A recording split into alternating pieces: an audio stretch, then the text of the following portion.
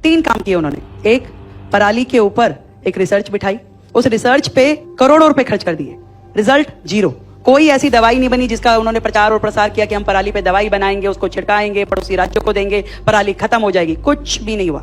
दूसरा, उन्होंने किया स्मोक टावर, एक स्मोक टावर लगाया कनॉट प्लेस के एरिया में, वो भी 1 साल चला और उसके बाद बंद हो गया। स्मोक टावर जितने का था उससे ज्यादा उसकी एडवर्टीजमेंट पे खर्चा था।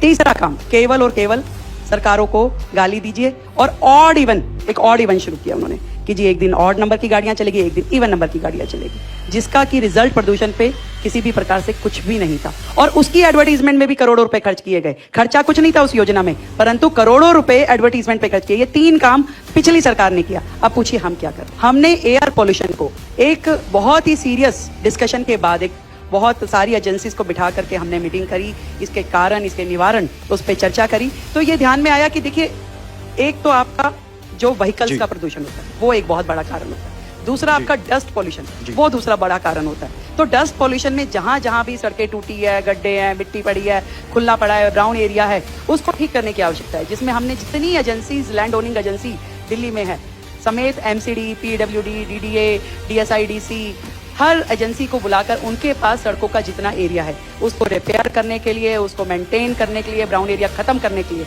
उनको आदेश दिए। दूसरा, जो पॉल्यूशन वाला है, हमारा टारगेट है अभी इस साल में 5000 इलेक्ट्रिक बसेस सड़कों पे दौड़ेगी।